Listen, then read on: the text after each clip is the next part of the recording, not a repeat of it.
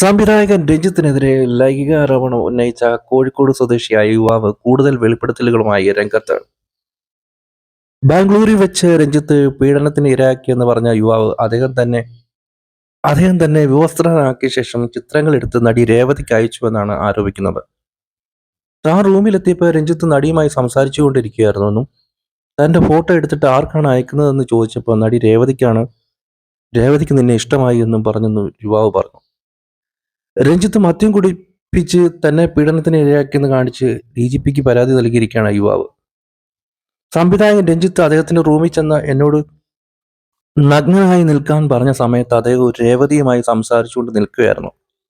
നടി രേവതിയാണ് അത് എന്നാണ് രഞ്ജിത്ത് എന്നോട് പറഞ്ഞത്. രേവതിയും രഞ്ജിത്തും തമ്മിൽ ബന്ധമുണ്ടോ ഇല്ലയോ എന്നൊന്നും എനിക്കറിയില്ല. രഞ്ജിത്ത് എന്റെ ഫോട്ടോ എടുത്തിട്ട് അവർക്ക് അയച്ചു കൊടുത്തു. ഞാൻ ചോദിച്ചു ആർക്കാണ് അയക്കുന്നതെന്ന്. അപ്പോൾ രഞ്ജിത്ത് പറഞ്ഞു രേവതിക്കാണ് അയച്ചത്. നിന്റെ ഫോട്ടോ കണ്ടിട്ട് രേവതിക്ക് ഇഷ്ടമായി എന്ന്. അന്ന് ബാബുട്ടിയുടെ നാമത്തിൽ എന്ന സിനിമയുടെ ലൊക്കേഷൻ പാക്കപ്പ് നടക്കുന്ന സമയമാണ്. അതിന്റെ ഓഡിയോ ലോഞ്ചോ മറ്റോ ആയി ബന്ധപ്പെട്ടാണ് ആള് അന്ന് അവിടെ ഉണ്ടായിരുന്നത് എന്നാണ് യുവാവ് പറഞ്ഞത്. ഈ രേവതിയായിട്ടുള്ള വിഷയം, ഈ രേവതിയും രഞ്ജിത്തും തമ്മിൽ പ്രേമമാണെന്നും അങ്ങനെ ബന്ധമുണ്ടെന്നൊക്കെ പറഞ്ഞ് നേരത്തെ ഒരുപാട് ഗോസിപ്പുകൾ ഇങ്ങനെ വന്നിരുന്നു കേട്ടോ.